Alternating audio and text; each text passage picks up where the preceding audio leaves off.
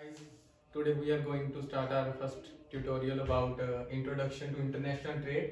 First of all, we will talk about what is trade. Buying and selling of goods is called trade. In simple language ਅਸੀਂ ਕਹਿੰਦੇ ਆ ਵੀ goods ਨੂੰ buy ਤੇ sell ਕਰਨਾ ਉਹ trade ਹੁੰਦਾ ਹੈ, ਠੀਕ ਹੈ। ਤੇ trade ਦੀਆਂ ਅੱਗੇ ਦੋ ਯੂਨਿਟ ਲੈਣੇ ਆ ਅਸੀਂ। ਇੱਕ ਹੁੰਦੀ ਹੈ ਇੰਟਰਨੈਸ਼ਨਲ ਟ੍ਰੇਡ ਤੇ ਦੂਜੀ ਇੰਟਰਨੈਸ਼ਨਲ ਟ੍ਰੇਡ। ਇੰਟਰਨੈਸ਼ਨਲ ਟ੍ਰੇਡ ਉਹ ਹੁੰਦੀ ਹੈ ਜਿਸ ਵਿੱਚ ਅਸੀਂ ਜਿਹੜਾ ਵਿਦਿਨ ਕੰਟਰੀ ਟ੍ਰੇਡ ਕਰਦੇ ਹਾਂ, ਠੀਕ ਹੈ। ਇੱਕ ਕੰਟਰੀ ਦੇ ਵੱਖ-ਵੱਖ ਰੀਜਨਸ ਦੇ ਵਿੱਚ ਜਾਂ ਉਹਨਾਂ ਦੀਆਂ ਵੱਖ-ਵੱਖ ਪਲੇਸਿਸ ਹੋ ਗਈਆਂ ਉਹਨਾਂ ਦੇ ਵਿੱਚ, ਠੀਕ ਹੈ। ਉਸ ਤੋਂ ਬਾਅਦ ਇੰਟਰਨੈਸ਼ਨਲ ਟ੍ਰੇਡ। ਇੰਟਰਨੈਸ਼ਨਲ ਟ੍ਰੇਡ ਕਿਹੜਾ ਹੁੰਦਾ? ਟ੍ਰੇਡ ਬਿਟਵੀਨ ਟੂ ਔਰ ਮੋਰ ਦੈਨ ਟੂ ਕੰਟਰੀਜ਼, ਠੀਕ ਹੈ। ਜਦੋਂ ਪਰ ਮਿਨੀਮਮ ਕੰਡੀਸ਼ਨ ਇਹਦੀ ਕੀ ਹੋਣੀ ਚਾਹੀਦੀ ਹੈ ਵੀ ਟੂ ਕੰਟਰੀਜ਼ ਸਾਡੇ ਕੋਲ ਜਿਹੜੀਆਂ ਨੇ ਉਹ ਹੋਣੀਆਂ ਚਾਹੀਦੀਆਂ ਨੇ, ਤਾਂ ਸਾਡਾ ਇੰਟਰਨੈਸ਼ਨਲ ਟ੍ਰੇਡ ਕਹਾਏਗਾ ਉਹ। ਤੇ ਜਿਹੜੇ ਕਲਾਸੀਕਲ ਇਕੋਨੋਮਿਸਟ ਸੀਗੇ ਉਹ ਮੰਨਦੇ ਸੀ ਵੀ ਜਿਹੜਾ ਸਪੈਸ਼ਲਾਈਜੇਸ਼ਨ ਹੈ ਜੇ ਇਹ ਹੋਊਗੀ ਤਾਂ ਕਿਸੇ ਕੰਟਰੀ ਦੇ ਵਿੱਚ ਜਿਹੜਾ ਹੈ ਇੰਟਰਨੈਸ਼ਨਲ ਟ੍ਰੇਡ ਹੋਊਗਾ। ਇੰਟਰਨੈਸ਼ਨਲ ਟ੍ਰੇਡ ਤਾਂ ਹੁੰਦਾ ਹੈ ਕਿਉਂਕਿ ਜੇ ਕੰਟਰੀ ਕੋਲ ਆਪਣੀ ਸਪੈਸ਼ਲਾਈਜੇਸ਼ਨ ਹੁੰਦੀ ਹੈ। ਸਪੈਸ਼ਲਾਈਜੇਸ਼ਨ ਨੂੰ ਜੇ ਅਸੀਂ ਇੰਡੀਵਿਜੂਅਲ ਦੇ ਪੁਆਇੰਟ ਆਫ View ਤੋਂ ਦੇਖਦੇ ਹਾਂ ਤਾਂ ਉਹਦਾ ਮੀਨਸ ਹੁੰਦਾ ਹੈ ਕਿਸੇ ਪਰਸਨ ਨੂੰ ਕਿਸੇ ਪਰਟੀਕੂਲਰ ਐਕਟੀਵਿਟੀ ਦੇ ਵਿੱਚ ਜਿਹੜੀ ਉਸ ਨੂੰ ਸਕਿੱਲ ਪ੍ਰਾਪਤ ਹੋਵੇ ਉਹ ਹੁੰਦੀ ਹੈ ਸਪੈਸ਼ਲਾਈਜੇਸ਼ਨ ਉਸ ਲਈ। ਪਰ ਕੰਟਰੀ ਦੇ ਜਦੋਂ ਪੁਆਇੰਟ ਆਫ View ਤੋਂ ਅਸੀਂ ਦੇਖਦੇ ਹਾਂ ਤਾਂ ਉਹ ਹੁੰਦਾ ਵੀ ਉਹ ਆਪਣੇ ਰਿਸੋਰਸਿਸ ਨੂੰ ਕਿੱਦਾਂ ਯੂਟਿਲਾਈਜ਼ ਕਰੂਗੀ, ਵੱਖ-ਵੱਖ ਉਹਨਾਂ ਜਿਹੜੀਆਂ ਉਹਦੇ ਵਿੱਚ ਵੱਖ-ਵੱਖ ਗੁੱਡਸ ਦੇ ਪ੍ਰੋਡਕਸ਼ਨ ਦੇ ਵਿੱਚ ਜਿਸ ਕੰਟਰੀ ਕੋਲ ਜਿਹੜੇ ਫੈਕਟਰ ਨੇ ਜਿਹੜੇ ਲੋ ਪ੍ਰਾਈਸ ਤੇ ਹੋਣਗੇ ਉਹ ਉਸ ਫੈਕਟਰਸ ਨਾਲ ਜਿਹੜੀ ਹੈ ਪ੍ਰੋਡਕਸ਼ਨ ਜਿਹੜੀ ਹੈ ਉਸ ਦੀ ਸਪੈਸ਼ਲਾਈਜ਼ ਹੋਊਗੀ। ਪ੍ਰੋਡਕਸ਼ਨ ਸਪੈਸ਼ਲਾਈਜੇਸ਼ਨ ਬਾਰੇ ਗੱਲ ਕਰ ਰਹੇ ਸੀ, ਉਹਦਾ ਮੀਨ ਸੀਗਾ ਵੀ utilisation of countries resources in particular special areas ਦੇ ਵਿੱਚ ਵੀ ਜਿਹੜੀ ਕਿਸੇ ਸਪੈਸ਼ਲ ਪ੍ਰੋਡਕਸ਼ਨ ਕਰਨੀ ਹੈ ਕਿਸੇ ਗੁੱਡਸ ਦੀ ਜਿਸ ਵਿੱਚ ਜਿਹੜੀ ਕੰਟਰੀ ਆ ਉਹਨੂੰ ਜ਼ਿਆਦਾ ਫੈਕਟਰਸ ਦੀ ਐਂਡੋਮੈਂਟ ਹੋਵੇ, ਵੀ ਮਤਲਬ ਕਿ ਉਹਦੇ ਕੋਲ ਜਿਹੜੇ ਫੈਕਟਰਸ ਜ਼ਿਆਦਾ ਰਿਸੋਰਸਿਸ ਅਵੇਲੇਬਲ ਹੋਣਗੇ ਉਹ ਉਹਨਾਂ ਨਾਲ ਹੀ ਲੋ ਕੋਸਟ ਤੇ ਜਿਹੜੀ ਹੈ ਆਪਣੀ ਪ੍ਰੋਡਕਸ਼ਨ ਕਰੇ। ਸਪੈਸ਼ਲਾਈਜੇਸ਼ਨ ਦਾ ਮੀਨਸ ਇਹ ਸੀਗਾ ਵੀ ਇੰਟਰਨੈਸ਼ਨਲ ਟ੍ਰੇਡ ਤਾਂ ਹੋਊਗਾ। ਤਾਂ ਅੱਗੇ ਅਸੀਂ ਸਟੱਡੀ ਕਰਦੇ ਹਾਂ ਫੈਕਟਰਸ ਇਨਫਲੂਐਂਸਿੰਗ ਇੰਟਰਨੈਸ਼ਨਲ ਟ੍ਰੇਡ। ਕਿਹੜੇ ਫੈਕਟਰ ਨੇ ਜਿਹੜੇ ਇੰਟਰਨੈਸ਼ਨਲ ਟ੍ਰੇਡ ਨੂੰ ਪ੍ਰਭਾਵਿਤ ਕਰਦੇ ਨੇ? ਉਹਨਾਂ ਵਿੱਚ ਸਾਡਾ ਪਹਿਲਾ ਆਉਂਦਾ ਉਹੀ ਫੈਕਟਰ ਐਂਡੋਮੈਂਟ। ਜਿੱਦਾਂ ਫੈਕਟਰ ਐਂਡੋਮੈਂਟ ਤੋਂ ਭਾਵ ਹੁੰਦਾ ਕਿ ਜਿਵੇਂ ਕਿਸੇ ਕੰਟਰੀ ਕੋਲ ਉਹਦੇ ਨੈਚੁਰਲ ਰਿਸੋਰਸਿਸ ਨੇ, ਉਹਨਾਂ ਦੀ ਕਿੰਨੀ ਪੋਜੈਸ਼ਨ ਹੈ ਮਤਲਬ ਕਿ ਜੋ ਜਿਵੇਂ ਕਿ ਆਪਾਂ ਮਹਾਰਾਸ਼ਟਰ ਦੇ ਕੇਸ ਵਿੱਚ ਲਾ ਲਈਏ, ਉਸ ਕੋਲ ਜਿੱਦਾਂ ਉਹ ਆਪਣਾ ਕੋਟਨ ਪ੍ਰੋਡਿਊਸ ਕਰ ਸਕਦਾ ਹੈ, ਉਹਦੇ ਕੋਲ ਵੀ ਕੋਟਨ ਦੀ ਜ਼ਿਆਦਾ ਉਹ ਹੈ। ਜਿਵੇਂ ਆਪਣੇ ਪੰਜਾਬ ਦਾ ਕਲਾਈਮੈਟਿਕ ਕੰਡੀਸ਼ਨ ਹੋ ਗਈਆਂ, ਜਿੱਦਾਂ ਕਿ ਨੇਚਰ ਕਿੱਦਾਂ ਦਾ ਇੱਥੇ ਜਾਂ ਕਲਾਈਮੈਟਿਕ ਕੰਡੀਸ਼ਨਸ ਕਿੱਦਾਂ ਦੀਆਂ ਨੇ ਪੰਜਾਬ ਵਿੱਚ ਜਾਂ ਹਰਿਆਣੇ ਵਿੱਚ, ਇਹਦੀ ਸੋਇਲ ਜਿਹੜੀ ਕਿੰਨੀ ਜ਼ਿਆਦਾ ਫਰਟਾਈਲ ਹੈ, ਇਹ ਸਭ ਇਹ ਫੈਕਟਰਸ ਜਿਹੜੇ ਹੈ ਐਂਡੋਮੈਂਟ ਦੇ ਵਿੱਚ ਆ ਜਾਂਦਾ ਹੁੰਦਾ। ਜਿਵੇਂ ਜਿਵੇਂ ਜਿਹੜੀ ਕੰਟਰੀ ਕੋਲ ਫੈਕਟਰ ਐਂਡੋਮੈਂਟ ਹੋਊਗੀ, ਜਿਹੜੇ ਫੈਕਟਰਸ ਜ਼ਿਆਦਾ ਹੋਣਗੇ ਉਹ ਉਹਨਾਂ ਦੀ ਜਿਹੜੀ ਪ੍ਰੋਡਕਸ਼ਨ ਕਰੇ, ਉਹਨਾਂ ਨਾਲ ਪ੍ਰੋਡਕਸ਼ਨ ਕਰੇ ਆਪਣੀ।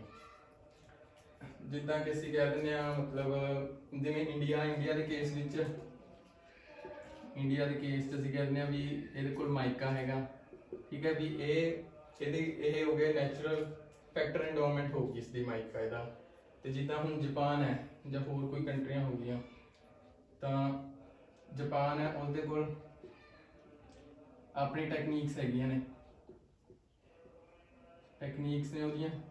ਇਟ ਮੀਨਸ ਚਾਹੇ ਉਹਦੇ ਕੋਲ ਆਪਣਾ ਹੁਣ ਨੈਚੁਰਲ ਰਿਸੋਰਸਿਸ ਨਹੀਂ ਹੈਗੇ ਪਰ ਉਹ ਜਿਹੜਾ ਟੈਕਨੀਕਸ ਹੋਣ ਦੇ ਬਾਵਜੂਦ ਉਹ ਉਸਦਾ ਆਪਣਾ ਨੈਚੁਰਲ ਫੈਕਟਰ ਐਂਡੋਮੈਂਟ ਉਸਦੀ ਉਹ ਹੋ ਜਾਣੀ ਹੈ।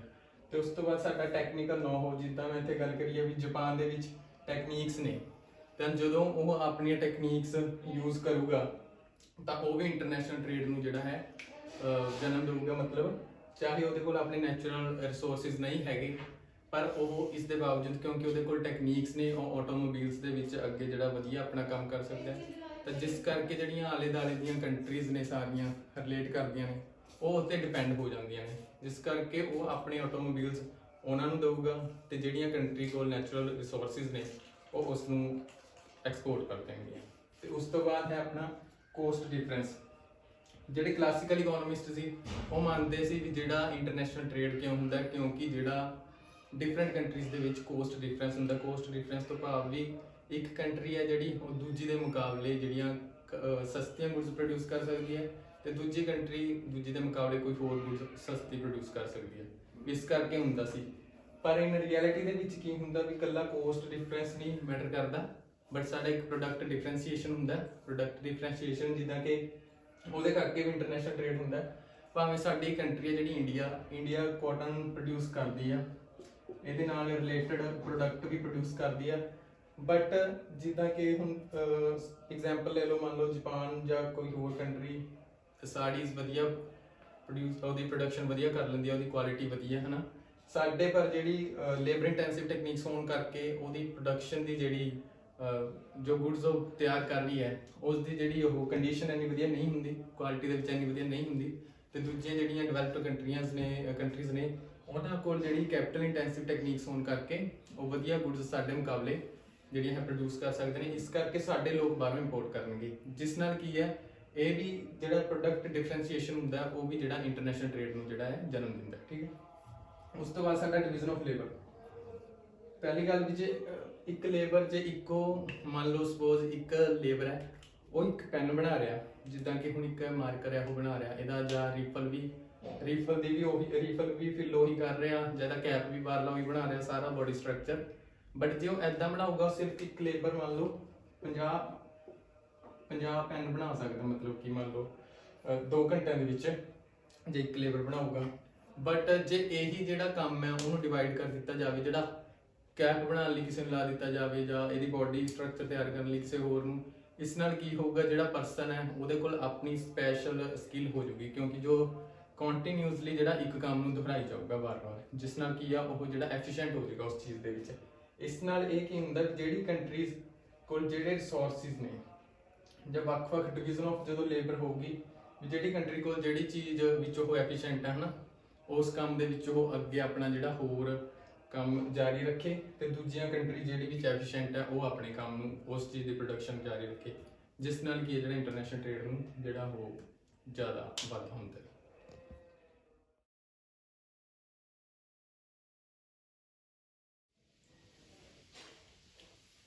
ਅੱਗੇ ਆਪਾਂ ਗੱਲ ਕਰਾਂਗੇ ਸਿਮਿਲੈਰਿਟੀਜ਼ ਤੇ ਡਿਸਿਮਿਲੈਰਿਟੀਜ਼ ਵੀ। ਪਹਿਲਾਂ ਸਿਮਿਲੈਰਿਟੀਜ਼ ਨੇ ਜਿਹੜੀਆਂ ਇੰਟਰਨਲ ਤੇ ਇੰਟਰਨੈਸ਼ਨਲ ਟ੍ਰੇਡ ਦੇ ਵਿੱਚ, ਕੁਝ ਇਹ ਜਿਹੜੀਆਂ ਸਿਮਿਲੈਰਿਟੀਜ਼ ਇੱਥੇ ਮੰਨੀਆਂ ਜਾਂਦੀਆਂ ਨੇ। ਇਹ ਕਲਾਸੀਕਲ ਜਿਹੜੇ ਉਹ ਸੀ ਆਪਣੇ ਇਕਨੋਮਿਸਟ ਇਹ ਮੰਨਦੇ ਸੀਗੇ ਵੀ ਜਿਹੜੇ ਸਪੈਸ਼ਲਾਈਜੇਸ਼ਨ ਆ ਵੀ ਇੰਟਰਨੈਸ਼ਨਲ ਟ੍ਰੇਡ ਜਾਂ ਹੋਵੇ ਆਪਣੇ ਕੋਲ ਇੰਟਰਨਲ ਟ੍ਰੇਡ, ਇਹ ਦੋਨੇ ਕਿਸ ਨਾਲ ਹੁੰਦੇ ਨੇ, ਸਪੈਸ਼ਲਾਈਜੇਸ਼ਨ ਹੋਊਗੀ ਜੇ ਰਿਸੋਰਸਿਸ ਦੀ। ਜੇ ਇੰਟਰਨਲ ਦੇ ਕੇਸ ਵਿੱਚ ਆਪਾਂ ਦੇਖੀਏ ਵੀ ਜਿਹੜਾ ਵਿਦਿਨ ਕੰਟਰੀ ਟ੍ਰੇਡ ਹੁੰਦਾ, ਜੇ ਸਟੇਟ ਟੂ ਸਟੇਟ ਦੇਖੀਏ ਜਿਵੇਂ ਮੱਧ ਪ੍ਰਦੇਸ਼ ਆ, ਜੇ ਉਹ ਉਹਦੇ ਕੋਲ ਆਪਣੇ ਕੋਲ ਉਹ ਕੋਟਨ ਜਿਹੜੀ ਪ੍ਰੋਡਿਊਸ ਕਰ ਸਕਦਾ, ਤੇ ਜਿਹੜਾ ਆਪਣਾ ਉਹ ਹੈ ਕੋਈ ਹੋਰ ਕੰਟਰੀ ਮੰਨ ਲਓ ਜਿੱਦਾਂ ਪੰਜਾਬ ਹੈ, ਪੰਜਾਬ ਵੀਟ ਪ੍ਰੋਡਿਊਸ ਕਰ ਸਕਦਾ, ਉਹਦੀ ਪੰਜਾਬ ਦੀ ਜਿਹੜੀ ਸਪੈਸ਼ਲਾਈਜੇਸ਼ਨ ਕਿਸ ਵਿੱਚ ਹੈ, ਵੀਟ ਪ੍ਰੋਡਿਊਸ ਕਰਨ ਤੇ, ਕਿਉਂਕਿ ਉਹ ਲੋ ਕੋਸਟ ਤੇ ਉਸਨੂੰ ਪ੍ਰੋਡਿਊਸ ਕਰ ਸਕਦਾ ਹੈ। ਤੇ ਜਿਹੜਾ ਮੱਧ ਪ੍ਰਦੇਸ਼ ਹੈ ਉਹ ਆਪਾਂ ਕਹਿੰਦੇ ਹਾਂ ਵੀ ਕੋਟਨ ਉਹ ਲੋ ਕੋਸਟ ਤੇ ਪ੍ਰੋਡਿਊਸ ਕਰ ਸਕਦਾ, ਜਿਸ ਨਾਲ ਕੀ ਆ ਉਹ ਇੱਕ ਦੂਜੇ ਨੂੰ ਉਹ ਚੀਜ਼ਾਂ ਨੇ ਇੱਕ ਦੂਜੇ ਨਾਲ ਐਕਸਚੇਂਜ ਕਰ ਲੈਣਗੇ। ਮੀਨਸ ਕਿ ਆਪਣੇ ਜਿਹੜੇ ਸਪੈਸ਼ਲਾਈਜ਼ਡ ਰਿਸੋਰਸਿਸ ਨੇ ਲੋ ਕੋਸਟ ਤੇ ਜਿਸ ਨੂੰ ਉਹ ਪ੍ਰੋਡਿਊਸ ਕਰ ਸਕਦੇ ਨੇ ਉਹੀ ਪ੍ਰੋਡਿਊਸ ਕਰਨ। ਤੇ ਇੰਟਰਨੈਸ਼ਨਲ ਟ੍ਰੇਡ ਦੇ ਵਿੱਚ ਕੀ ਹੁੰਦਾ, ਉੱਦਾਂ ਹੀ ਇਸ ਵਿੱਚ ਹੁੰਦਾ ਜਿਵੇਂ 2 ਕੰਟਰੀਜ਼ ਹੋਣ, ਜਿੱਦਾਂ ਆਪਣੇ ਪਹਿਲਾਂ ਗੱਲ ਕਰੀਏ ਵੀ ਜਾਪਾਨ ਦੇ ਵਿੱਚ, ਜਾਪਾਨ ਆਟੋਮੋਬਾਈਲਸ ਦੇ ਵਿੱਚ ਹੈ, ਤਾਂ ਦੂਜੀ ਕੋਈ ਕੰਟਰੀ ਜਿੱਦਾਂ ਹੋਰ ਕੋਈ ਬੰਗਲਾਦੇਸ਼ ਹੋ ਗਈ ਸਪੋਜ਼ ਕਰ ਲਓ, ਉਹਦੇ ਕੋਲ ਜਾਂ ਕੁਵੈਤ ਮੰਨ ਲਓ ਵੀ ਉਹਦੇ ਕੋਲ ਆਇਲ ਦੀਆਂ ਵੈਲਜ਼ ਨੇ, ਤਾਂ ਉਹ ਆਪਣਾ ਕੁਵੈਤ ਆ ਉਹ ਆਇਲ ਆਪਣਾ ਉਹਨੂੰ ਦੂਜੀ ਕੰਟਰੀ ਨੂੰ ਦੇਊਗਾ, ਤੇ ਜਿਹਦੇ ਕੋਲ ਆਟੋਮੋਬਾਈਲਸ ਦੀ ਆਪਣੀਆਂ ਫੈਸਿਲਿਟੀਜ਼ ਨੇ ਉਹ ਦੂਜੀ ਨਾਲ ਆਪਣੀਆਂ ਜਿਹੜੀ ਹੈ ਐਕਸਪੋਰਟ ਕਰ ਦੂਗਾ। ਐਦਾਂ ਹੀ ਵੀ ਦੋਨਾਂ ਦੇ ਕੇਸ ਵਿੱਚ ਸਪੈਸ਼ਲਾਈਜੇਸ਼ਨ ਹੁੰਦੀ ਆ, ਤਾਂ ਇੰਟਰਨੈਸ਼ਨਲ ਟ੍ਰੇਡ ਆ ਜਿਹੜਾ ਜਾਂ ਇੰਟਰਨਲ ਟ੍ਰੇਡ ਆ ਉਹ ਐਗਜ਼ਿਸਟ ਕਰਦਾ ਹੈ। ਉਸ ਤੋਂ ਬਾਅਦ ਸਾਡਾ ਕੋਸਟ ਆ ਜਾਂਦੀ ਹੈ। ਇਹ ਵੀ ਦੋਨਾਂ ਦੇ ਕੋਸਟ ਉੱਚ ਹੁੰਦਾ ਕੇਸ ਦੇ ਵਿੱਚ, ਭਾਵੇਂ ਉਹ ਇੰਟਰਨਲ ਹੋਵੇ ਚਾਹੇ ਇੰਟਰਨੈਸ਼ਨਲ ਟ੍ਰੇਡ। ਦੋਨਾਂ ਦੇ ਪ੍ਰੋਡਿਊਸਰ ਦਾ ਕੀ ਮੇਨ ਮੋਟਿਵ ਹੁੰਦਾ ਵੀ ਉਹ ਘੱਟ ਕੋਸਟ ਤੇ ਜਿਹੜੀ ਆਪਣੀ ਪ੍ਰੋਡਕਸ਼ਨ ਕਰਨ। ਇੰਟਰਨਲ ਦੇ ਕੇਸ ਵਿੱਚ ਵੀ ਸਾਡੀ ਕੋਸਟ ਹੈ ਜਿਹੜੀ ਉਹ ਘੱਟ ਕੋਸਟ ਤੇ ਅਸੀਂ ਵਧੀਆ ਪ੍ਰੋਡਿਊਸ ਕਰੀਏ, ਤੇ ਇੰਟਰਨੈਸ਼ਨਲ ਦੇ ਕੇਸ ਦੇ ਵਿੱਚ ਵੀ ਇਦਾਂ ਹੀ ਹੁੰਦਾ ਜਿਹੜੀ ਕੋਸਟ ਸਾਨੂੰ ਘੱਟ ਪਵੇ ਤੇ ਅਸੀਂ ਉਸੇ ਚੀਜ਼ ਦੀ ਪ੍ਰੋਡਕਸ਼ਨ ਕਰੀਏ ਜਿਹਦੇ ਸਾਨੂੰ ਕੋਸਟ ਘੱਟ ਪਵੇ। ਇਹ ਦੋਨਾਂ ਵਿੱਚ ਸਿਮਿਲੈਰਿਟੀਜ਼ ਆ। ਉਸ ਤੋਂ ਬਾਅਦ ਅਸੀਂ ਐਕਸਚੇਂਜ ਦੀ ਗੱਲ ਕਰਦੇ ਹਾਂ। ਐਕਸਚੇਂਜ ਮੀਨਸ ਜਿਹੜਾ ਇੱਕ ਕੰਟਰੀ ਆ, ਜਦ ਇੰਟਰਨਲ ਦੀ ਅਸੀਂ ਸਟੱਡੀ ਕਰਦੇ ਹਾਂ ਉਸ ਵਿੱਚ ਹੁੰਦਾ ਵੀ ਇੱਕ ਸਟੇਟ ਤਾਂ ਦੂਜੀ ਸਟੇਟ ਤੇ ਜਿਹੜੀਆਂ ਗੁੱਡਸ ਇੱਕ ਸਟੇਟ ਦੀਆਂ ਜਿਸ ਵਿੱਚ ਉਹ ਸਪੈਸ਼ਲਾਈਜ਼ ਆ ਉਹ ਦੂਜੀ ਨੂੰ ਦਊਗਾ, ਦੂਜਾ ਜਿਹੜੀ ਚ ਸਪੈਸ਼ਲਾਈਜ਼ ਆ ਉਹ ਦੂਜੀ ਨੂੰ ਉਹ ਐਕਸਪੋਰਟ ਕਰ ਦੂਗਾ। ਐਦਾਂ ਉਹਨਾਂ ਦਾ ਆਪਸ ਵਿੱਚ ਵੀ ਇੰਪੋਰਟ ਐਕਸਪੋਰਟ ਚੱਲਦਾ ਹੈ। ਤਾਂ ਉਸ ਤੋਂ ਬਾਅਦ ਜਿਹੜਾ ਇੰਟਰਨੈਸ਼ਨਲ ਟ੍ਰੇਡ ਵਿੱਚ ਉਹਨਾਂ ਵਿੱਚ ਵੀ ਜਿਹੜਾ ਐਕਸਚੇਂਜ ਹੁੰਦਾ, ਕਿਉਂਕਿ ਕੰਟਰੀ ਟੂ ਕੰਟਰੀ ਐਕਸਚੇਂਜ, ਇਹ ਵੀ ਦੋਨਾਂ 'ਚ ਸਿਮਿਲੈਰਿਟੀਜ਼ ਆ। ਫਿਰ ਫੋਰਥ ਹੈਗਾ ਸਾਡੇ ਕੋਲ ਪ੍ਰੋਫਿਟ।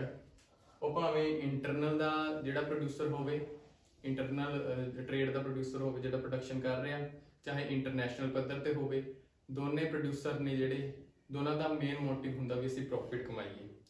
क्योंकि ਜਿਹੜਾ ਇੰਟਰਨਲ ਦੇ ਕੇਸ ਵਿੱਚ ਜਿਹੜਾ ਪ੍ਰੋਡਿਊਸਰ ਹੋਊਗਾ ਉਹ ਉਸੇ ਸਟੇਟ ਨੂੰ ਵਿਦਿਨ ਕੰਟਰੀ ਜਿਹੜਾ ਗੁੱਡਸ ਜਿਹੜੀਆਂ ਸੈਲ ਕਰੂਗਾ ਜਿੱਥੇ ਉਹਨੂੰ ਜ਼ਿਆਦਾ ਪ੍ਰੋਫਿਟ ਮਿਲੇ। ਤੇ ਇੰਟਰਨੈਸ਼ਨਲ ਦੇ ਕੇਸ ਵਿੱਚ ਵੀ ਇਹੀ ਹੋਊਗਾ, ਜਿਹੜੀ ਕੰਟਰੀ ਤੋਂ ਜ਼ਿਆਦਾ ਪੈਸਾ ਆਪਣੇ ਗੁੱਡਸ ਦੇ ਬਦਲੇ ਵਿੱਚ ਮਿਲੇ ਉਹ ਉਸ ਨੂੰ ਸੈਲ ਕਰੂਗੀ। ਇਸ ਦਾ ਮਤਲਬ ਇਹ ਕਿ ਉਹਨਾਂ ਦਾ ਮੇਨ ਮੋਟਿਵ ਉਹਨਾਂ ਦਾ ਪ੍ਰੋਫਿਟ ਹੈ, ਉਹ ਭਾਵੇਂ ਇੰਟਰਨਲ ਟ੍ਰੇਡ ਹੋਵੇ ਚਾਹੇ ਇੰਟਰਨੈਸ਼ਨਲ ਟ੍ਰੇਡ। ਫਿਰ ਆ ਜਾਂਦਾ ਸਾਡਾ ਮਿਊਚੁਅਲ ਕੋਆਪਰੇਸ਼ਨ। ਜਦੋਂ ਇੰਟਰਨਲ ਟ੍ਰੇਡ ਦੇ ਵਿੱਚ ਸਟੇਟ ਟੂ ਸਟੇਟ ਆਪਣਾ ਟ੍ਰੇਡ ਹੁੰਦਾ ਤਾਂ ਦੋਨਾਂ ਵਿੱਚ ਕੰਟਰੀਜ਼ ਦੀਆਂ ਆਪਣੇ ਜਿਹੜੇ ਕੰਡੀਸ਼ਨਸ ਨੇ ਉਹਨਾਂ ਵਿੱਚ ਇੱਕ ਤਰ੍ਹਾਂ ਦੀ ਮਿਊਚੁਅਲ ਕੋਆਪਰੇਸ਼ਨ ਬਣਦੀ ਹੈ ਤਾਂ ਰਿਲੇਸ਼ਨ ਵਧੀਆ ਹੁੰਦੇ ਨੇ। ਤਾਂ ਉਸ ਹਿਸਾਬ ਨਾਲ ਅਸੀਂ ਇੰਟਰਨੈਸ਼ਨਲ ਟ੍ਰੇਡ ਬਾਰੇ ਵੀ ਇਦਾਂ ਹੀ ਕਹਿੰਦੇ ਹਾਂ ਵੀ ਜਦੋਂ ਦੋ ਕੰਟਰੀਆਂ ਆਪਸ ਵਿੱਚ ਟ੍ਰੇਡ ਕਰ ਰਹੀਆਂ ਤਾਂ ਉਹ ਭਾਵੇਂ ਸੋਸ਼ਲੀ ਹੋਵੇ ਚਾਹੇ ਪੋਲੀਟੀਕਲੀ ਹੋਵੇ ਉਹਨਾਂ ਦੇ ਰਿਲੇਸ਼ਨ ਨੇ ਜਿਹੜੇ ਬੈਟਰ ਹੋ ਜਾਣਗੇ। ਇਹ ਸਿਮਿਲੈਰਿਟੀਜ਼ ਹੈ ਇਹਦੇ ਵਿੱਚ ਵੀ। ਤੇ ਲਾਸਟ ਹੈਗਾ ਆਪਣਾ ਕੰਜ਼ਿਊਮਰ ਸੋਵਰੇਨਿਟੀ। ਉਹ ਭਾਵੇਂ ਇੰਟਰਨਲ ਟ੍ਰੇਡ ਹੋਵੇ ਚਾਹੇ ਇੰਟਰਨੈਸ਼ਨਲ ਟ੍ਰੇਡ, ਦੋਨੇ ਆਪਣੀ ਪ੍ਰੋਡਕਸ਼ਨ ਉਹਨਾਂ ਦਾ ਜਿਹੜਾ ਕਿਸ ਨੂੰ ਧਿਆਨ ਵਿੱਚ ਰੱਖ ਕੇ ਕਰਨਗੇ, ਕੰਜ਼ਿਊਮਰ ਦੀ ਸੋਵਰੇਨਿਟੀ ਨੂੰ। ਕੰਜ਼ਿਊਮਰ ਦੀ ਸੋਵਰੇਨਿਟੀ ਨੂੰ ਅਸੀਂ ਪੰਜਾਬੀ 'ਚ ਕਹਿੰਦੇ ਹਾਂ ਉਪਭੋਗਤਾ ਪ੍ਰਭੂਸੱਤਾ, ਵੀ ਜੋ ਕੰਜ਼ਿਊਮਰ ਲਾਈਕ ਕਰਦਾ ਹੈ ਉਸ ਦੇ ਅਕੋਰਡਿੰਗ ਹੀ ਉਹ ਆਪਣੀ ਪ੍ਰੋਡਕਸ਼ਨ ਨੂੰ ਜਿਹੜਾ ਕਰਨਗੇ। ਫਿਰ ਉਸ ਤੋਂ ਬਾਅਦ ਇਹਦੇ ਵਿੱਚ ਕੁਝ ਡਿਸਿਮਿਲੈਰਿਟੀਜ਼ ਪਾਈਆਂ ਜਾਂਦੀਆਂ ਨੇ ਜਿਹੜੀਆਂ ਕਲਾਸੀਕਲ ਇਕਨੋਮਿਸਟ ਕਹਿੰਦੇ ਸੀ, ਜਿਸ ਵਿੱਚ ਕੁਝ ਡਿਸਿਮਿਲੈਰਿਟੀਜ਼ ਨੇ। ਇਸ ਲਈ ਇਹਨੂੰ ਇੱਕ ਅਲੱਗ ਥਿਉਰੀ ਲੈ ਕੇ ਇਹਦੀ ਫਿਰ ਇਹਨੂੰ ਸਟੱਡੀ ਕਰਨਾ ਚਾਹੀਦਾ, ਵੀ ਇਹਨੂੰ ਇੰਟਰਨਲ ਦੇ ਤੇ ਇੰਟਰਨੈਸ਼ਨਲ ਟ੍ਰੇਡ ਦੋਨਾਂ ਨੂੰ ਆਪਸ ਵਿੱਚ ਜੋੜ ਕੇ ਇਹਦੀ ਸਟੱਡੀ ਨਹੀਂ ਹੋਣੀ ਚਾਹੀਦੀ। ਪਹਿਲਾ ਹੈਗਾ immobility of the factors of production. Factors of production ਵੀ ਜਿਹੜੇ ਹੈਗੇ ਨੇ, ਜਿੱਦਾਂ ਆਪਾਂ ਜੇ ਲੇਬਰ ਦਾ ਕੇਸ 'ਚ ਮੰਨੀਏ ਵੀ ਉਹ ਇੰਟਰਨਲ ਟ੍ਰੇਡ ਤੇ ਉਹ ਕਹਿੰਦਾ ਵੀ ਸਟੇਟ ਟੂ ਸਟੇਟ ਹੈ ਜਿਹੜੀ ਲੇਬਰ ਉਹ ਐਦਾਂ ਤਾਂ ਮੋਬੀਲ ਕਰ ਸਕਦੇ ਆ। ਮੋਬੀਲ ਕੀ ਹੁੰਦੀ ਹੈ, ਲੇਬਰ ਦੀ ਫਲੈਕਸੀਬਿਲਿਟੀ ਹੁੰਦੀ ਹੈ ਵੀ ਇੱਕ ਜਗ੍ਹਾ ਤੋਂ ਦੂਜੀ ਜਗ੍ਹਾ ਤੇ ਉਹ ਜਾ ਸਕਦੀ ਹੈ ਵੀ ਵਿਦਿਨ ਕੰਟਰੀ। ਬਟ ਉਹਨਾਂ ਦਾ ਮੰਨਣਾ ਇਹ ਸੀ ਵੀ ਜਿਹੜੇ ਲੋਕ ਨੇ ਉਹ ਇੱਕ ਕੰਟਰੀ ਤੋਂ ਦੂਜੀ ਕੰਟਰੀ ਸ਼ਿਫਟ ਨਹੀਂ ਕਰਦੇ ਆਪਣੇ ਕੰਮ ਲਈ, ਕਿਉਂਕਿ ਵਿਦਿਨ ਕੰਟਰੀ ਉਹਨਾਂ ਦੇ ਰਿਲੇਟਿਵ ਹੁੰਦੇ ਨੇ ਜਾਂ ਕੋਈ ਹੋਰ ਉਹਨਾਂ ਦੀ ਲੈਂਗੁਏਜ ਦੀ ਪ੍ਰੋਬਲਮ ਕੁਝ ਵੀ ਹੋ ਸਕਦਾ ਹੈ। ਤੇ ਉਸ ਤੋਂ ਬਾਅਦ ਸੈਕਿੰਡ ਹੈ ਆਪਣਾ ਡਿਫਰੈਂਸ ਇਨ ਪ੍ਰੋਡਕਸ਼ਨ ਕੰਡੀਸ਼ਨਸ। ਇਹ ਮੰਨਦੇ ਸੀ ਵੀ ਜਿਹੜਾ ਇੰਟਰਨਲ ਦੇ ਕੇਸ ਵਿੱਚ, ਇੰਟਰਨਲ ਟ੍ਰੇਡ ਦੇ ਕੇਸ ਵਿੱਚ ਜਿਹੜਾ ਕੰਟਰੀ ਦੇ ਵਿੱਚ ਸਟੇਟ ਟੂ ਸਟੇਟ ਜਿਹੜੀਆਂ ਪ੍ਰੋਡਕਸ਼ਨ ਦੀਆਂ ਕੰਡੀਸ਼ਨ ਨੇ ਉਹ ਆਲਮੋਸਟ ਸੇਮ ਰਹਿੰਦੀਆਂ ਨੇ। ਬਟ ਕਹਿੰਦਾ ਜਦੋਂ ਅਸੀਂ ਇੰਟਰਨੈਸ਼ਨਲ ਟ੍ਰੇਡ ਦੀ ਗੱਲ ਕਰਦੇ ਹਾਂ ਤਾਂ ਡਿਫਰੈਂਟ ਕੰਟਰੀਜ਼ ਦੇ ਵਿੱਚ ਪ੍ਰੋਡਕਸ਼ਨ ਦੀਆਂ ਜਿਹੜੀਆਂ ਕੰਡੀਸ਼ਨ ਨੇ ਉਹ ਡਿਫਰੈਂਟ ਰਹਿਣਗੀਆਂ। ਕਿਸੇ ਕੰਟਰੀ ਦੇ ਵਿੱਚ ਜਿਹੜੀ ਪ੍ਰੋਡਕਸ਼ਨ ਹੈ ਉਹਦੀ ਗਵਰਨਮੈਂਟ ਉਹਨੂੰ ਸਬਸਿਡੀਜ਼ ਦੇ ਸਕਦੀ ਹੈ ਜਿਹੜੇ ਪ੍ਰੋਡਿਊਸਰਸ ਨੇ ਜਾਂ ਕੋਈ ਹੋਰ ਕਿਸੇ ਰੀਜਨ ਦੇ ਵਿੱਚ। ਪਰ ਇਸ ਨਾਲ ਕੀ ਕਹਿੰਦਾ ਇੰਟਰਨੈਸ਼ਨਲ ਟ੍ਰੇਡ ਵਿੱਚ ਜਿਹੜੀਆਂ ਉਹ ਪ੍ਰੋਡਕਸ਼ਨ ਦੀਆਂ ਕੰਡੀਸ਼ਨ ਨੇ ਉਹ ਅਲੱਗ ਹੁੰਦੀਆਂ ਨੇ, ਪਰ ਵਿਦਿਨ ਇੰਟਰਨਲ ਟ੍ਰੇਡ ਦੇ ਵਿੱਚ ਇਹ ਸੇਮ ਰਹਿੰਦੀਆਂ ਨੇ। ਇਸ ਕਰਕੇ ਇਹਨਾਂ ਵਿੱਚ ਦੋਨਾਂ ਵਿੱਚ ਡਿਫਰੈਂਸ ਆ। ਤੀਜਾ ਡਿਫਰੈਂਸ ਕਹਿੰਦਾ ਉਹ ਵੀ ਕਰੰਸੀਜ਼ ਦਾ, ਵੀ ਕਹਿੰਦਾ ਜਿਹੜਾ ਸਟੇਟ ਇੰਟਰਨਲ ਟ੍ਰੇਡ ਦੇ ਵਿੱਚ ਸਟੇਟ ਟੂ ਸਟੇਟ ਟ੍ਰੇਡ ਹੁੰਦਾ ਤਾਂ ਉਸ ਵਿੱਚ ਕੀ ਹੈ ਜਿਹੜੀ ਕਰੰਸੀ ਇੱਕੋ ਸੇਮ ਰਹਿੰਦੀ ਹੈ। ਜੇ ਇੰਡੀਆ ਦੇ ਕੇਸ 'ਚ ਕਹੀਏ ਵੀ ਰੁਪੀਜ਼ ਸੇਮ ਹੀ ਰਹੂਗਾ ਸਟੇਟ ਟੂ ਸਟੇਟ।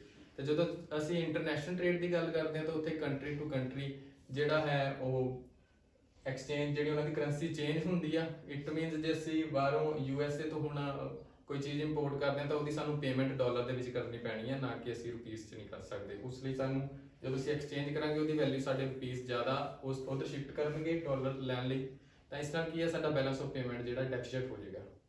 ਅੱਗੇ ਹੈ ਡਿਫਰੈਂਸ ਇਨ ਮਾਰਕੀਟ ਕੰਡੀਸ਼ਨਸ। ਮਾਰਕੀਟ ਕੰਡੀਸ਼ਨ ਇੱਦਾਂ ਹੁੰਦੀਆਂ ਨੇ ਵੀ ਜੇ ਇੰਟਰਨਲ ਟ੍ਰੇਡ ਦੀ ਅਸੀਂ ਗੱਲ ਕਰੀਏ, ਜੇ ਮਾਰਕੀਟ ਕੰਡੀਸ਼ਨ ਵੀ ਇੱਕ ਸਟੇਟ ਟੂ ਸਟੇਟ ਅਸੀਂ ਕੋਈ ਚੀਜ਼ ਹੈ ਜਿਹੜੀ ਉਹ ਸੈਂਡ ਕਰਨੀ ਹੈ ਮੰਨ ਲਓ, ਫਿਰ ਉਸ ਦੇ ਕੇਸ ਵਿੱਚ ਕੀ ਹੋਊਗਾ ਉਹ ਬਾਈ ਵਾਟਰਵੇਜ਼ ਵੀ ਹੋ ਸਕਦਾ ਜਾਂ ਉਹ ਐਰੋਪਲੇਨ ਦੇ ਸਹਾਰੇ ਜਾਂ ਆਪਣਾ ਟਰਾਂਸਪੋਰਟ ਰੋਡਸ ਦੇ ਸਹਾਰੇ ਹੋ ਸਕਦਾ, ਵੀ ਮੋਬਿਲਿਟੀ ਆ ਉਹਦੇ ਵਿੱਚ ਇੱਕ ਤਰ੍ਹਾਂ ਦੀ ਮਾਰਕੀਟ ਕੰਡੀਸ਼ਨ ਦੇ ਵਿੱਚ। ਬਟ ਜੇ ਅਸੀਂ ਇੰਟਰਨੈਸ਼ਨਲ ਟ੍ਰੇਡ ਦੀ ਗੱਲ ਕਰਦੇ ਹਾਂ ਕਹਿੰਦਾ ਉਹ 에ਅਰਵੇਜ਼ ਦੇ ਨਾਲ ਟ੍ਰੇਡ ਹੋ ਸਕਦਾ ਬਟ ਸਿਰਫ ਇੱਕ ਲਿਮਟਿਡ ਜੇ ਸਪੇਅਰ ਦੇ ਵਿੱਚ, ਕਿਉਂਕਿ ਜਿਹੜੀਆਂ ਸਾਰੀਆਂ ਡਿਫਰੈਂਟ ਕੰਟਰੀਜ਼ ਨੇ ਹਰ ਇੱਕ ਕੋਲ ਜਿਹੜਾ ਆਪਣਾ ਐਫੀਸ਼ੀਐਂਟ ਕੁਆਲਿਟੀ ਦੇ ਵਿੱਚ ਜਿਹੜੇ ਉਹਨਾਂ ਕੋਲ ਪਰਫੈਕਟ ਕਾਰਗੋਜ਼ ਨਹੀਂ ਹੁੰਦੇ, ਸ਼ਿਪਸ ਨਹੀਂ ਹੁੰਦੀਆਂ ਜਾਂ ਪੂਰੀਆਂ 에ਅਰਵੇਜ਼ ਦੀਆਂ ਫੈਸਿਲਿਟੀਜ਼ ਨਹੀਂ ਅਵੇਲੇਬਲ ਹੁੰਦੀਆਂ, ਇਹ ਇਹਨਾਂ ਵਿੱਚ ਡਿਫਰੈਂਸ ਆ।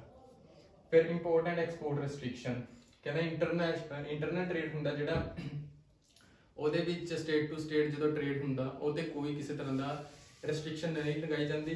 ਬਟ ਕਹਿੰਦਾ ਜਿਹੜਾ ਇੰਟਰਨੈਸ਼ਨਲ ਟ੍ਰੇਡ ਹੁੰਦਾ ਉਹਦੇ ਰੈਸਟ੍ਰਿਕਸ਼ਨ ਇੰਪੋਰਟ ਐਕਸਪੋਰਟ ਦੀ ਹੁੰਦੀ ਆ। ਉਹ ਗਵਰਨਮੈਂਟ ਤਾਂ ਲਗਾਉਂਦੀ ਆ ਵੀ ਜਿਹੜੀ ਸਾਡੀ ਕੰਟਰੀ ਆ ਉਹ ਦੂਜੀ ਕੰਟਰੀ ਦੀ ਸਲੇਵਰੀ ਨਾ ਬਣ ਜਾਓ, ਪੋਲੀਟੀਕਲੀ ਜਿਹੜੀ ਦੂਜੀ ਕੰਟਰੀ ਆ ਡੋਮੀਨੇਟ ਹੋ ਕੇ ਕਿਤੇ ਸਾਡੀ ਕੰਟਰੀ ਨੂੰ ਜਿਹੜੀ ਆਪਣੇ ਅਧੀਨ ਨਾ ਕਰ ਲਵੇ, ਇਸ ਦੀ ਪ੍ਰੋਟੈਕਸ਼ਨ ਲਈ ਉਹ ਸਮ ਰੈਸਟ੍ਰਿਕਸ਼ਨ ਜਿਹੜੀਆਂ ਲਗਾਉਂਦੀ ਆ। ਅੱਗੇ ਹੈ difference in the mobility of goods. Mobility of goods ਉਹੀ ਆ ਵੀ ਜਦੋਂ ਟ੍ਰੇਡ ਅਸੀਂ ਟ੍ਰਾਂਜ਼ਿਟ ਕਰਦੇ ਹਾਂ ਗੁੱਡਸ ਸਟੇਟ ਟੂ ਸਟੇਟ ਭੇਜਾਂਗੇ ਅਸੀਂ ਗੁੱਡ, ਉਹ ਮੋਬਿਲਿਟੀ ਨਾਲ ਇੱਕ ਤੋਂ ਦੂਜੀ ਸਟੇਟ ਦੇ ਵਿੱਚ ਜਾ ਸਕਦੀ ਹੈ, ਕੋਈ ਐਡੀ ਕੋਈ ਵੱਡੀ ਪ੍ਰੋਬਲਮ ਨਹੀਂ ਆਉਂਦੀ। बट जो ਅਸੀਂ ਇੰਟਰਨੈਸ਼ਨਲ ਟ੍ਰੇਡ ਦੀ ਗੱਲ ਕਰਦੇ ਹਾਂ, ਕਹਿੰਦਾ ਜਦੋਂ ਕਿਉਂਕਿ ਇਹਦਾ ਜਿਹੜਾ ਟਾਈਮ ਪੀਰੀਅਡ ਬੜਾ ਲੰਬਾ ਹੁੰਦਾ, ਇੱਕ ਕੰਟਰੀ ਤੋਂ ਦੂਜੀ ਕੰਟਰੀ ਭੇਜਦੇ ਆ ਤਾਂ ਉਹਦੇ ਰਾਹ ਦੇ ਵਿੱਚ ਬ੍ਰੇਕੇਜ ਵੀ ਹੋ ਸਕਦੀ ਹੈ, ਠੀਕ ਹੈ। ਜੇ ਇੱਦਾਂ ਦਾ ਕੁਝ ਕੋਈ ਮਿਸਹੈਪਨਿੰਗ ਹੁੰਦੀ ਹੈ ਗੁड्स ਦੇ ਨਾਲ, ਜਾਂ ਕੋਈ ਸਾਡਾ ਨੁਕਸਾਨ ਹੋ ਜਾਂਦਾ ਤਾਂ ਉਸ ਕੇਸ ਵਿੱਚ ਕੀ ਹੈ, ਕਹਿੰਦਾ ਉਸ ਜਿਹੜਾ ਪ੍ਰੋਸੀਜਰ ਚੱਲਦਾ ਉਹ ਤੇ ਸਾਡਾ ਐਕਸਪੈਂਡੀਚਰ ਵੀ ਬਹੁਤ ਹੁੰਦਾ, ਉਸ ਦਾ ਜੋ ਵੀ ਡਿਫਰੈਂਸ ਉਹਦੇ ਵਿੱਚ। ਅੱਗੇ ਇਕਨੋਮਿਕ ਨੈਸ਼ਨਲਿਜ਼ਮ, ਇਹ ਜਿਹੜਾ ਕਨਸੈਪਟ ਆ ਇਹ ਅਸੀਂ ਸਵੈਦੇਸ਼ ਲਹਿਰ ਚੱਲੀ ਸੀ, ਮਤਲਬ ਕਿ ਜਿਵੇਂ ਮਹਾਤਮਾ ਗਾਂਧੀ ਦੁਆਰਾ ਇੱਕ ਵਾਰੀ ਉਹ ਹੋਇਆ ਸੀ ਵੀ ਜਿਹੜਾ ਵਿਦਿਨ ਕੰਟਰੀ ਨੇ ਜਿਹੜੀਆਂ ਗੁड्स ਤੁਸੀਂ ਉਹਨਾਂ ਦਾ ਹੀ ਉਹ ਕਰੋ, ਯੂਜ਼ ਕਰੋ, ਬਾਹਰਲੀਆਂ ਗੁड्स ਦੇ ਵੀ ਜਿੱਦਾਂ ਇੰਪੋਰਟ ਕਰਦੇ ਸੀ ਉਹਨਾਂ ਤੇ ਰੈਸਟ੍ਰਿਕਸ਼ਨ ਲਗਾ ਦਿੱਤੀਆਂ ਗਈਆਂ। ਤੇ ਇਹ ਵੀ ਇੱਕ ਤਰ੍ਹਾਂ ਦਾ ਮੋਰਲ ਪੁਆਇੰਟ ਆ ਵੀ ਤੁਸੀਂ ਨੈਸ਼ਨਲਿਜ਼ਮ ਵਿਦਿਨ ਜਿਹੜੀਆਂ ਕੰਟਰੀਜ਼ ਨੇ, ਕਹਿੰਦਾ ਜਦੋਂ ਇੰਟਰਨਲ ਟ੍ਰੇਡ ਹੁੰਦਾ, ਸਟੇਟ ਤੋਂ ਸਟੇਟ ਟ੍ਰੇਡ ਹੁੰਦਾ, ਉਸ ਦੇ ਵਿੱਚ ਗੁड्स ਇੱਕ ਸਟੇਟ ਤੋਂ ਦੂਜੀ ਸਟੇਟ 'ਚ ਸ਼ਿਫਟ ਕਰਨਗੀਆਂ, ਉੱਥੇ ਕਿਸੇ ਤਰ੍ਹਾਂ ਦੀ ਕੋਈ ਰੈਸਟ੍ਰਿਕਸ਼ਨ ਨਹੀਂ ਹੈਗੀ, ਠੀਕ ਹੈ। ਬਟ ਕਹਿੰਦਾ ਜਦੋਂ ਅਸੀਂ ਇੰਟਰਨੈਸ਼ਨਲ ਦੀ ਗੱਲ ਕਰਦੇ ਹਾਂ ਤਾਂ ਉਸ ਦੇ ਕੇਸ ਵਿੱਚ ਕੀ ਹੁੰਦਾ ਵੀ ਸਾਡੇ ਜਿਹੜਾ ਗਵਰਨਮੈਂਟ ਹੈ ਜਿਹੜੀਆਂ ਇਕਨੋਮਿਕ ਪਾਲਿਸੀਜ਼ ਚਲਾਉਂਦੀ ਹੈ, ਵੀ ਜਿਹੜਾ ਅਸੀਂ ਆਪਣੀ ਕੰਟਰੀ ਨੂੰ ਗਰੋ ਕਰਨ ਲਈ ਨੈਸ਼ਨਲਿਜ਼ਮ ਦਾ ਜਿਹੜਾ ਇਹ ਕਨਸੈਪਟ ਆ ਵੀ ਅਸੀਂ ਆਪਣੀਆਂ ਵਿਦਿਨ ਕੰਟਰੀ ਜਿਹੜੀਆਂ ਗੁड्स ਨੇ ਉਹਨਾਂ ਦਾ ਯੂਜ਼ ਕਰੀਏ ਤੇ ਤਾਂ ਜੋ ਆਪਣੀ ਕੰਟਰੀ ਨੂੰ ਪ੍ਰੋਟੈਕਟ ਕਰ ਸਕੀਏ, ਠੀਕ ਹੈ। ਬਾਹਰਲੀਆਂ ਕੰਟਰੀਜ਼ ਦੀਆਂ ਜਿਹੜੀਆਂ ਗੁड्स ਨੇ ਉਹਨਾਂ ਨੂੰ ਰੈਸਟ੍ਰਿਕਟ ਕਰੀਏ ਕਿਉਂਕਿ ਅਸੀਂ ਪੋਲੀਟੀਕਲੀ ਉਹਨਾਂ ਦੇ ਅੰਡਰ ਨਹੀਂ ਆਉਣਾ ਚਾਹੁੰਦੇ। ਤਾਂ ਉਸ ਤੋਂ ਬਾਅਦ ਹੈ ਸਾਡਾ ਜੋ ਕਿ ਇਹੀ ਕਨਸੈਪਟ ਨੈਸ਼ਨਲਿਜ਼ਮ ਦਾ ਫਰੈਡਰਿਕ ਲਿਸਟ ਨੇ ਕਿਹਾ ਸੀ, ਕਿਉਂਕਿ ਇਹਦੀ ਜਿਹੜੀ ਡੈਫੀਨੇਸ਼ਨ ਸੀ ਇਹ ਇਕਨੋਮਿਸਟ ਹੋਇਆ, ਇਹਦਾ ਕਹਿਣਾ ਸੀ ਵੀ ਮਤਲਬ ਜਿਹੜਾ ਇੰਟਰਨਲ ਟ੍ਰੇਡ ਆ ਕਹਿੰਦਾ ਉਹ ਹੈਗਾ ਬਿਟਵੀਨ ਅਸ, ਬਟ ਜਿਹੜਾ ਕਹਿੰਦਾ ਇੰਟਰਨੈਸ਼ਨਲ ਟ੍ਰੇਡ ਆ ਉਹ ਹੈਗਾ between us and them. It means ਉਹੀ ਹੈ ਵੀ ਜਿਹੜਾ ਇੰਟਰਨਲ ਟ੍ਰੇਡ ਆ ਉਹ ਤਾਂ ਸਾਡੇ ਵਿੱਚ ਹੋ ਗਿਆ, ਪਰ ਜਿਹੜਾ ਇੰਟਰਨੈਸ਼ਨਲ ਟ੍ਰੇਡ ਆ ਉਹ ਕਹਿੰਦਾ ਸਾਡੇ ਤੇ ਉਹਨਾਂ ਦੇ ਵਿਚਕਾਰ ਹੋ ਗਿਆ। ਇਹ ਵੀ ਇੱਕ ਤਰ੍ਹਾਂ ਦਾ ਜਿਹੜਾ ਇਹਨਾਂ ਵਿੱਚ ਡਿਫਰੈਂਸ ਆ। ਅੱਗੇ ਹੈਗਾ difference in language customs and custom. Language ਵੀ ਲੋਕਾਂ ਦੀ ਜਿਹੜਾ ਇੰਟਰਨਲ ਟ੍ਰੇਡ ਹੁੰਦਾ, ਚਲੋ ਅਸੀਂ ਇੰਡੀਆ ਦੀ ਗੱਲ ਕਰੀਏ ਤਾਂ ਸਾਡੀ ਜੋ ਹਿੰਦੀ ਦੀ ਲੈਂਗੁਏਜ ਆ ਮੀਨਸ ਕਿ ਸਾਰੀ ਕੰਟਰੀ ਵਿਦਿਨ ਕੰਟਰੀ ਪ੍ਰੀਵੇਲ ਹੈ, ਇਸ ਕਰਕੇ ਲੋਕਾਂ ਨੂੰ ਸਮਝਣ ਵਿੱਚ ਕੋਈ ਜ਼ਿਆਦਾ ਔਖ ਨਹੀਂ ਆਉਂਦੀ। ਤਾਂ ਇਸ ਤਰ੍ਹਾਂ ਕੀ ਹੁੰਦਾ ਵੀ ਜਿਹੜਾ ਇਸ ਵਿੱਚ ਐਡੀ ਕੋਈ ਟ੍ਰੇਡ ਦੇ ਵਿੱਚ ਰੈਸਟ੍ਰਿਕਸ਼ਨ ਨਹੀਂ ਲੱਗਦੀ। ਪਰ ਜੋ ਕੰਟਰੀ ਟੂ ਕੰਟਰੀ ਅਸੀਂ ਟ੍ਰੇਡ ਦੀ ਗੱਲ ਕਰਦੇ ਹਾਂ ਤਾਂ ਕਹਿੰਦਾ ਉੱਥੇ ਵੀ ਕਈ ਲੋਕਾਂ ਨੂੰ ਲੈਂਗੁਏਜ ਵੀ ਨਹੀਂ ਪਤਾ, ਜਾਂ ਕੋਈ ਕਸਟਮਸ ਵਗੈਰਾ ਹੈ, ਹੋਰ ਕੋਈ ਇੰਪੋਰਟ ਟੈਰਿਫਸ ਵਗੈਰਾ ਲਗਾ ਦਿੱਤੇ ਜਾਂਦੇ ਨੇ। ਪਰ ਇਹ ਵੀ ਬਹੁਤ ਸਾਰੀਆਂ ਚੀਜ਼ਾਂ ਨੇ ਜਿਹੜੀਆਂ ਟ੍ਰੇਡ ਨੂੰ ਰੈਸਟ੍ਰਿਕਟ ਕਰਦੀਆਂ ਨੇ, ਇਸ ਲਈ ਇਹ ਇਹਨਾਂ ਵਿੱਚ ਡਿਫਰੈਂਸ ਆ ਵੀ ਇੰਟਰਨਲ ਤੇ ਇੰਟਰਨੈਸ਼ਨਲ ਟ੍ਰੇਡ ਦਾ ਹੀ ਆਪਸ ਵਿੱਚ ਡਿਫਰੈਂਸ ਹੋ ਜਾਂਦਾ। ਤੇ ਅਸੀਂ ਸਾਡੀ ਅਗਲੀ ਜਿਹੜੀ ਵੀਡੀਓ ਆਏਗੀ ਉਹ ਹੋਏਗੀ ਸਾਡੀ classification of the classical theory, ਉਹਦੇ ਅਬਾਊਟ ਅੱਗੇ ਫਿਰ ਪਾਵਾਂਗੇ ਵੀਡੀਓ। ਥੈਂਕਸ।